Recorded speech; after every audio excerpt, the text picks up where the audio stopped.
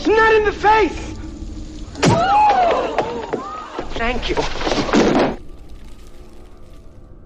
Hello and welcome to Hey, Not the Face with your host, John Nash, and your producer, me, Steffi Haynes. And today is Hodgepodge Day.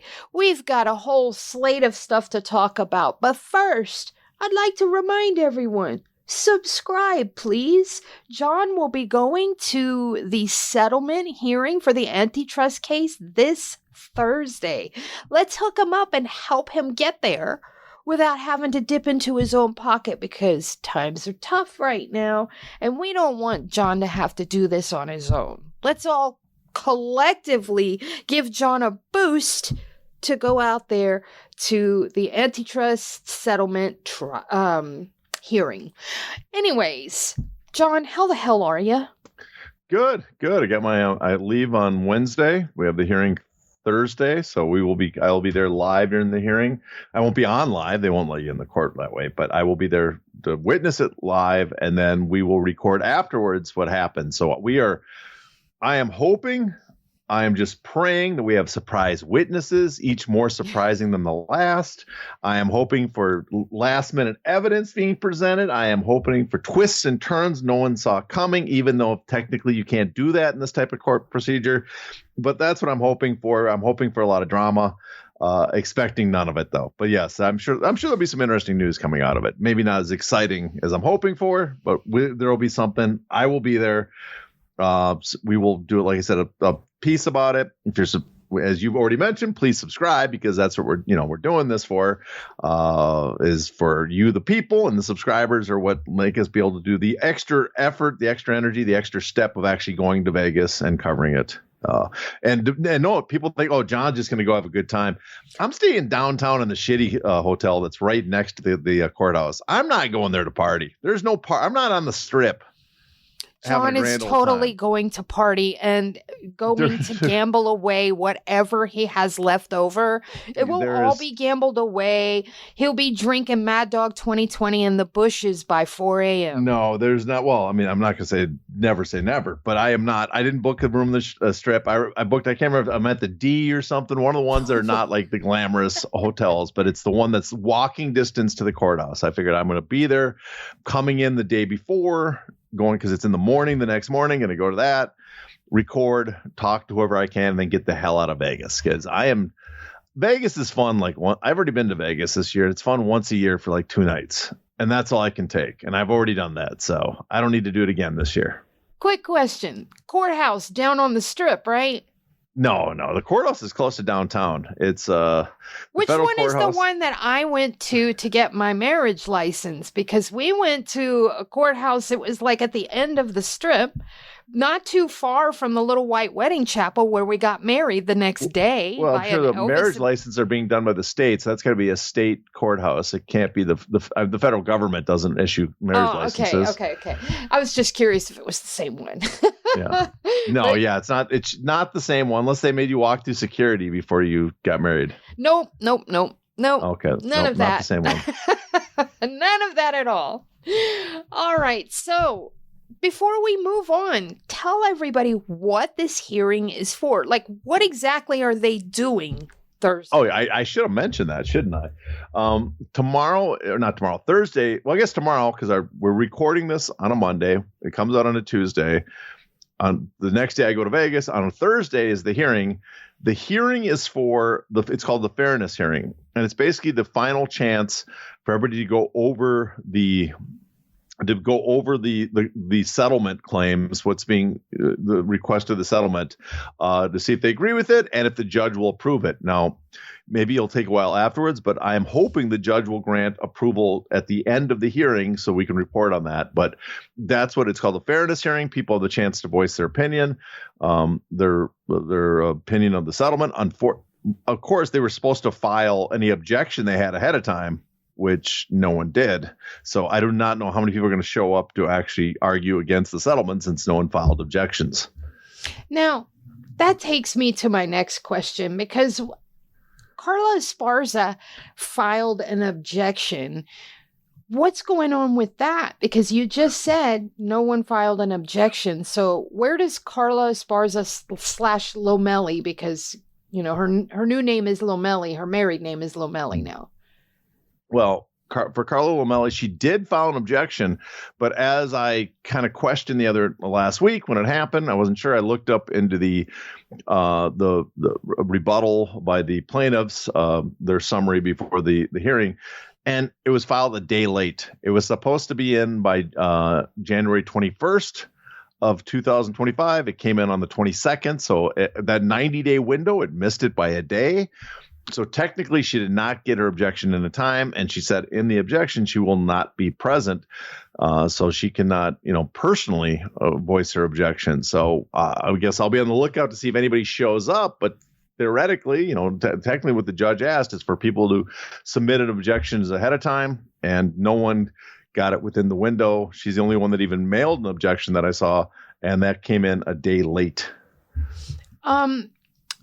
Is there any possibility that this gets dragged even further with another further out hearing date?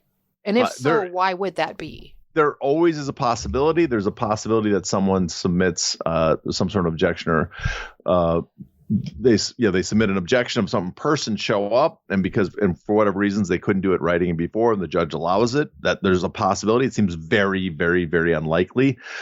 There's also still, even if the judge approves it, there's this chance of certain appeals that could take place.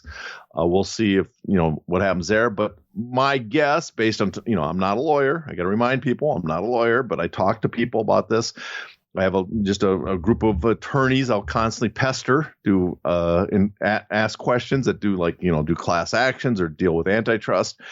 And according to my best sources that I heard is that we should assume, or shouldn't assume, but we should. Statistical odds are that this gets approved by the judge, and then it goes into the next process of fighters having to file their claims. So fighters, if there's fighters listening or friends of fighters that want to keep informed, pay attention, especially what happens after Thursday, because if he does approve it, that will start the process where you have to submit your claim, or they'll send you something to say, hey, sign this to show that you have a claim coming, so that way you can get your settlement claim. So that's the next thing, most likely next step. Just remind everyone where the money goes if if any fighter doesn't claim their share. What happens to the money? Well, if you don't get your claim in and you don't get your money, it doesn't go to the attorneys. It doesn't go back to the UFC. It goes back in the pot, and then it's redistributed to the other fighters. I'm not sure. I mean, usually in these type of, according to, again, the people I ask, in these type of procedures, if a percentage of fighters do not either file a opt out or, don't claim, there might be a chance where the defendants, Zuffa, will say, well, we don't have to pay the full amount because very few fighters accepted the claim. But odds are the way it's supposed to work is if you don't accept your claim, you don't accept your settlement, the money goes back in the pile, cut up, and then redistributed. The leftover money is distributed to the other fighters. Or I should really phrase it as everybody sends in their claim to say, this is what I'm owed. And at the end, they total up how much is, how many people have sent in their claims and how much they're owed. And whoever didn't get their claim in on time, that money's then divvied up and sent out when all the money's sent to the fighters. So definitely not back to the lawyers, and definitely not back to UFC in the scenario where that it's not a huge group. If you want to use your money to subscribe to our podcast, I'm not going to complain. That's a possibility. That's a better thing to do with it than just letting it go to waste. But yeah, it doesn't go back to fighters, doesn't go back to the UFC. It goes to the other fighters. So you'll hear about fighters scared to file, right? And I don't want to plant ideas, but we've done it before. A diabolical fighter could call up all of his friends and say, you better not submit a claim. Otherwise, the UFC is going to come after you, and just watch his amount go up. All right. So let's move on a little bit here to some boxing. Now, Julius Jelanis reported that Canelo Alvarez is going to fight Jake Paul. And I'm going to tell you right now, if that rumor is true, I'm going to be so damn sad. I do not want to see that. But let me turn it over to you and get your thoughts. Well, I'd prepare to be sad because I called around. Oh, God. I called sources with the PBC and other entities and they work with them. And apparently it's true. God They told me it's true.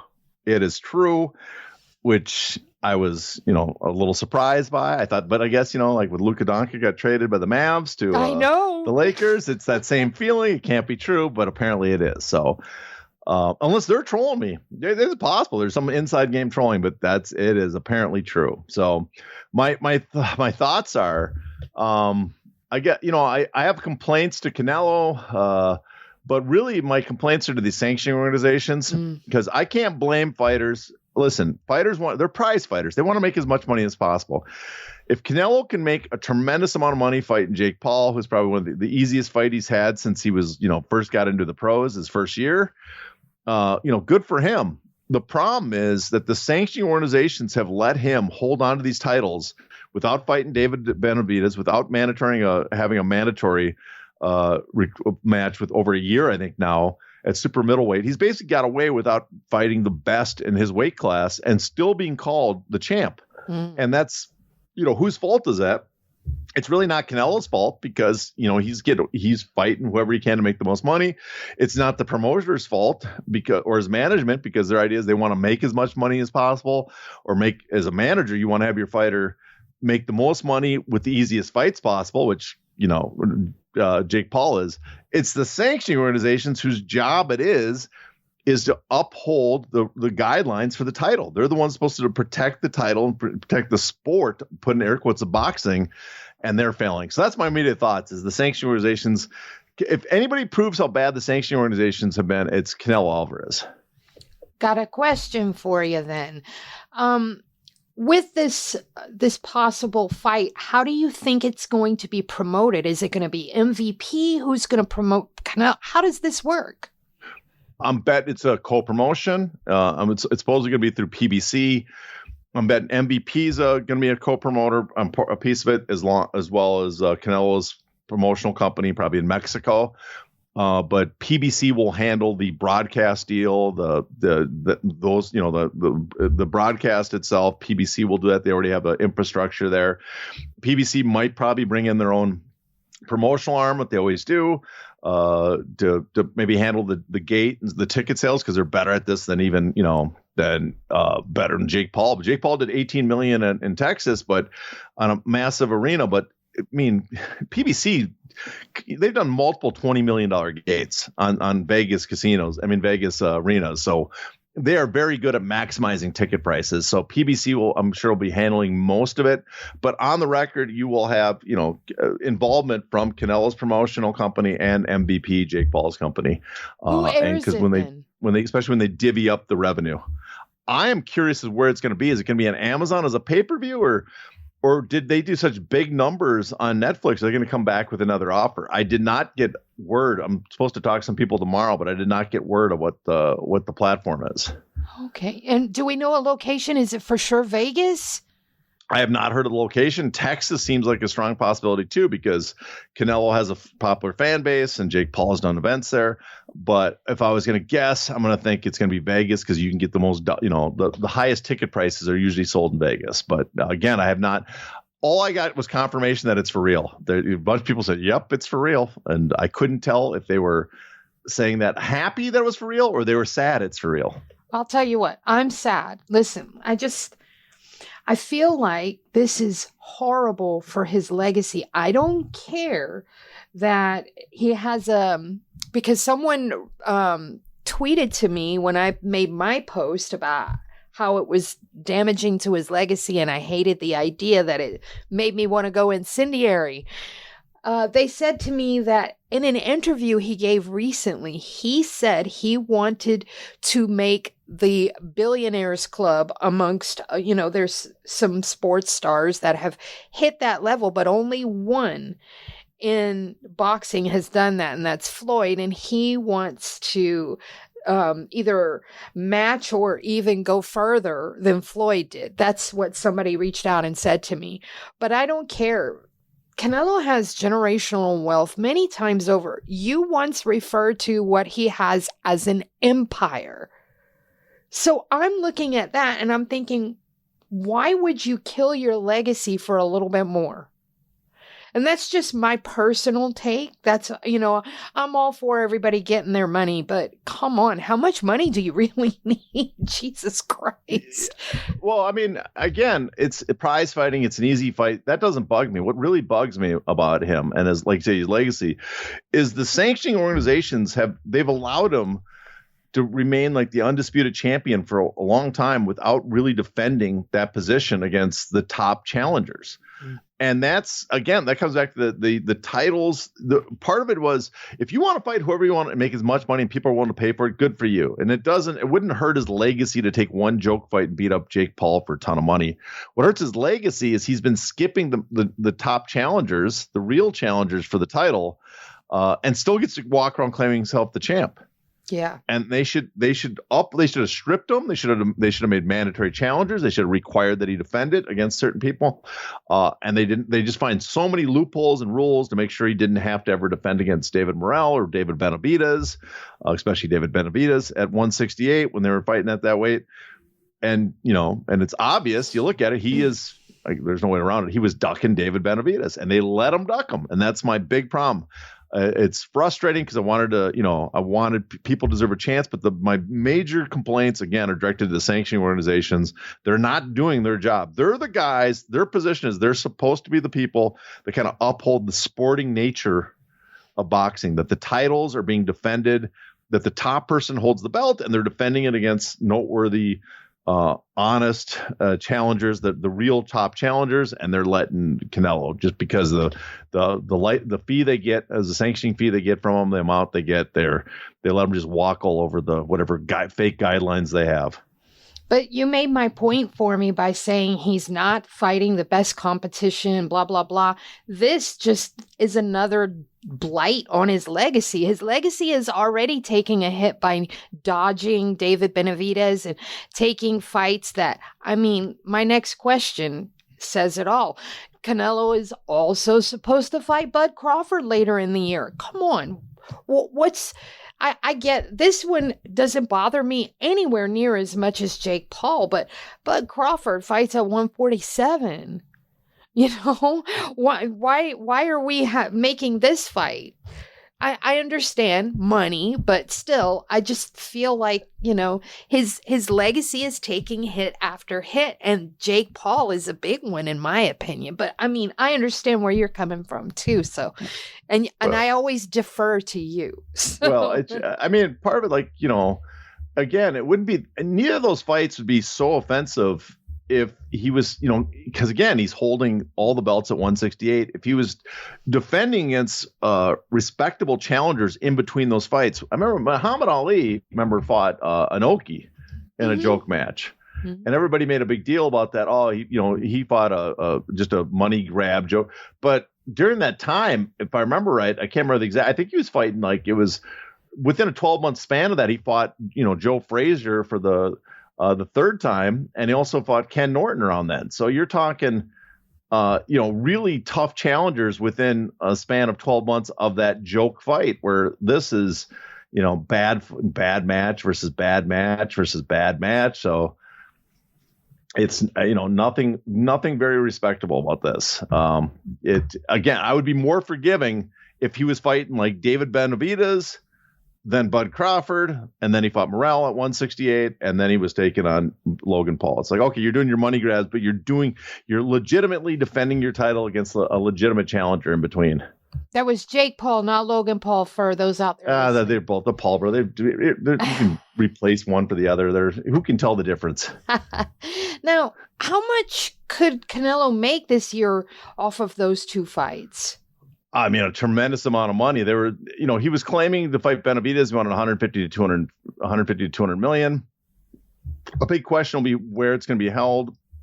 I guess PBC is doing the the Jake Paul fight. It's not going to be part. I believe it's going to be PBC. That's the word I heard already, but it's not going to be part of the Ring magazine promotion. The former, what Turkey Al Sheikh's promotional arm.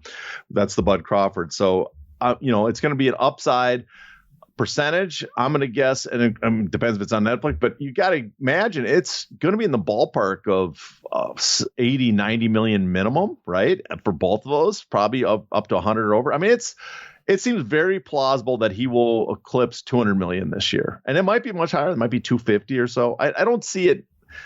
I mean, who knows? They have metrics. That's the other thing. They have metrics for this. They did that when McGregor was going to fight Mayweather. That one of the appeals for Showtime was that someone did an analysis and said, conservatively, this will do at least 3 million pay-per-views. It's possible they're looking at Canelo Paul and saying it's one of those events that's going to just do gangbuster numbers because it's going to cross over. In which case, that 200 million for both fights becomes 300 or 400 million. Jesus. Wow. So it's possible to be astronomical numbers. I'm on the outside. I don't really care about Jake Paul fights and all. And I find it hard to believe it'll do that well. But again, I'm on the outside. I'm not the audience. And the people I'm going to wait and hear. If I hear from a lot of my friends calling me and say if it's for real, then I'll be like, damn it, this fight is going to sell millions of pay-per-views. Would you say that the Jake Paul fight will eclipse the Jake Paul Mike Tyson fight? Well, not in money earned, and it depends. If it's on Netflix, it's possible. I mean, Mike Tyson's special and he had a lot of attention, but there might be such hostility to Jake Paul that people want to see him beat up that they might tune in. So you could very conceivably do the same numbers on this match because people are like, he will. My fear is, and I'm sure a lot of people, that he's going to carry Jake Paul. And that way Jake Paul can break, it's a gentleman's agreement. I'm going to beat you, but we're going to make a ton of money. So I will let you get to the 9th, 10th, 11th round. And that way you can brag how you lasted with Canelo. And there's no reason it should go past 6. I mean, Canelo's giving up a lot of size if Paul doesn't have to cut. So it's not like Canelo can just knock him out in round 1 because, punches, you lose power and against bigger guys. So he could probably weather a few rounds just from size, but there's absolutely no reason like 4th, 5th, or 6th round max Canelo, and if he really wanted to, would finish him. And my fear is it'll go much longer than that, so Paul can brag that he lasted with Canelo and get another fight. That he'll do as a gentleman's agreement. Canelo will be nice that way because he got him the fight. But if it's on, as we were talking about, if it's on Netflix, I conceivably, if there is enough resentment towards Paul for the Tyson one, I could see it doing that kind of numbers. In which case, maybe Netflix is paying much more than they paid for the Tyson Paul fight. They had a number, and my understanding was combined they did like 60 million in purses, the two of them. They would have to up that a lot for Canelo because Canelo makes so much on pay-per-view. But the more I'm thinking about it, I'm thinking it's going to be on pay-per-view because they expect this to sell a ton of pay-per-views, and you just cannot equal pay-per-view revenue. So that's going to be my guess now. I do not think it's going to be on Netflix. I think it'll be on it's going to be Amazon and whatever other pay-per-view providers they get. I lied. I do have one more question. Who's going to be the A side? Because both of them are super famous. Yeah, I mean, Canelo. I think Canelo will be the A side. You almost have to make Canelo the A side to get the fight, I believe. Like Canelo is the one that holds a little more power here because Canelo has a ton of options where Paul, his options are tied up with the UFC for the most part, and he can't get those fights. And so he needs Canelo more to make this massive fight than Canelo because Canelo can sign deals with the Saudis. So, and Paul is not fighting David Benavidez, that's for sure. So that's, I think Canelo will go down as the A side. Plus he has the titles. He's the more distinguished boxer. I think Paul tries to project himself as he takes boxing serious. So he will let Canelo have the A side. Although it depends too on how much behind the scenes, like who's the real A side. I think it might be more of a 50-50 split because they both want this fight. titles. Will titles be on the line in this? Oh, no. I would God, think no. not, right? No, Okay. no. I think it's going to be at some weight above 168. I'm sure it's at, it's going to be at light heavyweight or cruiser or catch or whatever. But there'll be there's no titles in the line. He's not ranked, Paul. There's no way he can even have a legitimate title, and he can't make the weight. I had to ask because you mentioned the titles, when I asked about who would be the A side, and you said Canelo has the titles, so that's why I asked. Oh, okay. Yeah. Oh, fair enough. Fair question. David Benavidez, let's talk about him for a second because he beat David Morrell on Saturday. Terrific fight, by the way. For those of you out there listening, if you have not watched it, you should. It is a terrific fight. Anyways, he said in an interview that Canelo rejected a $70 million offer to fight him. Do you think that's true? It sounds believable. I mean, supposedly, and it wasn't just 70 million. 70 million was the guaranteed. There was a big upside on the revenue and stuff. So he possibly, if it sold a lot of pay-per-views, did a big gate, that he would have made more than 70 million. That was just the guarantee. And that seems believable because you remember when that his details of his contract came out in the court for DAZN when he was going to fight. When he was going to fight Triple G Golovkin, he was supposed to guarantee 60 million for the broadcast rights, plus a big percentage of the gate, plus the sponsorship. So that sounds like in the right ballpark. And Benavidez said he's only going to take 5 million for that bout, where Golovkin was taking a much higher amount. So that sounds like a very realistic type number. But after seeing Benavidez, fight Morrell, I can see why Canelo wanted no part of that, because that first half, I go, too, people missed it. First 6 rounds are one of the great, just an all-time great fight. It slowed down a little bit after that, and it came back at the end. But that, and then the other match with Isaac Cruz, Angel Fierro. That wasn't even, if you could top Benavidez Morrell, that was the fight to do it. Yeah, that was, especially because it stayed entertaining and wild for the entire, like I mentioned, some of those rock and sock 'em robots. It was just nonstop in the pocket punching. I thought, now we're just going to get going on the path of the boxing matches, but I thought Benavidez, Morrell, I was more entertained the first 6 rounds, I'll say, because I thought that was more entertaining than the Cruz fight, just because of the drama, the high level, the importance of the match, and just how brutal the both were going. But then as soon as Morrell started tiring out for I guess the next 4 rounds and Benavidez took over, it kind of lost its it was still entertaining, but it lost its luster compared to the other fight. So, and then I will say Fulton's his shorts made that match worthwhile. And the Timberlands, the Timberland boots. I got to give credit. I'm like, what is this like? Is this like his new gimmick? What is this? But they were boxing shoes. I read online that they in an interview he gave that they were built like boxing shoes. Because I was thinking to myself, man, that's kind of dangerous. Yeah, I was just thinking like he's pulling out some weird hillbilly gym gimmick in the ring. I have no clue what was going on, but I was entertained by them. Actually, I don't think that match was that bad. It was just bad compared to what came before and after. Yeah. It's like, when people talk about being at, back in the 60s, going on after Jimi Hendrix. That's your problem. You don't want to do that. You did that. You don't want to come after Jimi Hendrix and go on before The Who. You're kind of screwed if you do that.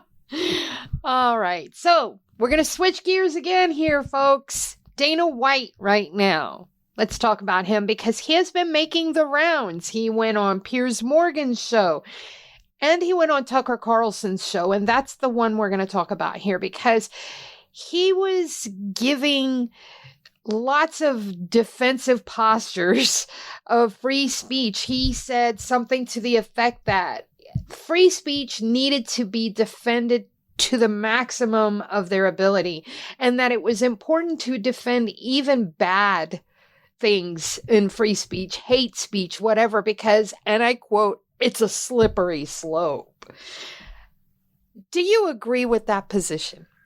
Theoretically, yes. I am like a maximalist for free speech, but I will note, and I want to know one thing is Tucker Carlson, when, they're talking about Dana White said to Tucker, how horrible Hitler was. I don't know if anybody knows, but Tucker Carlson kind of holds the position. He's had guests on that made the argument that Hitler wasn't the bad guy of World War II, that we should have allied with him against the Soviets. So Bryce might have gotten some of those ideas from Tucker Carlson.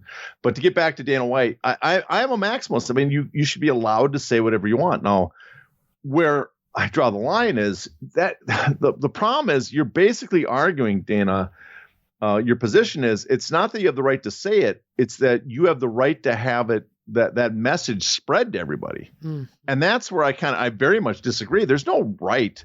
The right to free speech is not the right to disseminate that speech. We do not have to, offer you, if you have ridiculous positions, we don't have to give you a pages of columns on the New York Times to share those opinions that the vast majority of people find odorous. We don't have to give you airtime on TV to spread that. When the neo-Nazis in the 80s were marching in the street, we didn't have to say, we got to give them proper airtime and let them on our 10 o'clock news to make their speeches. No, they can walk through the street and yell, but we can also make fun of them and just ignore them, the masses of us. And I think that's where I really disagree with Dana White, because one is he makes this maximalist position, which he hasn't always held, as Miguel Torres reminded us, as he tweeted. That it would be one thing if he was not hypocritical on this, or at least, or explained why he changed his position so wildly. Instead of, I think it's more likely that the political winds have blown in a certain direction, they've moved with them.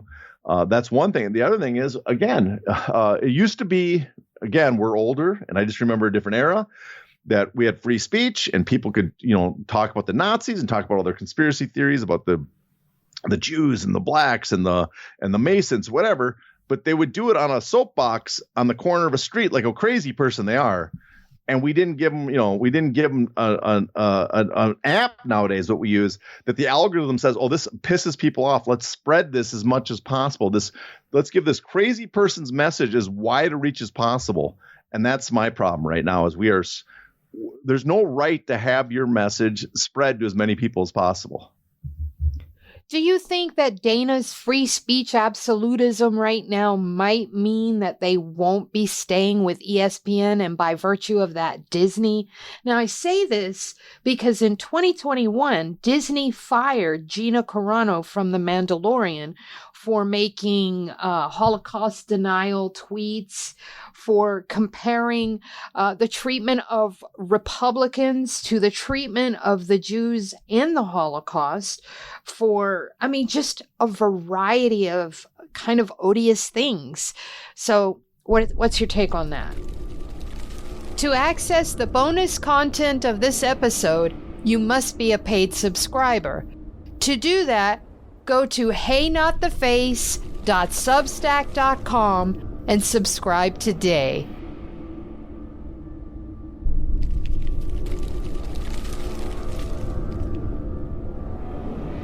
Ow! Ow! Not the face! Ooh! Ooh! Okay, the face!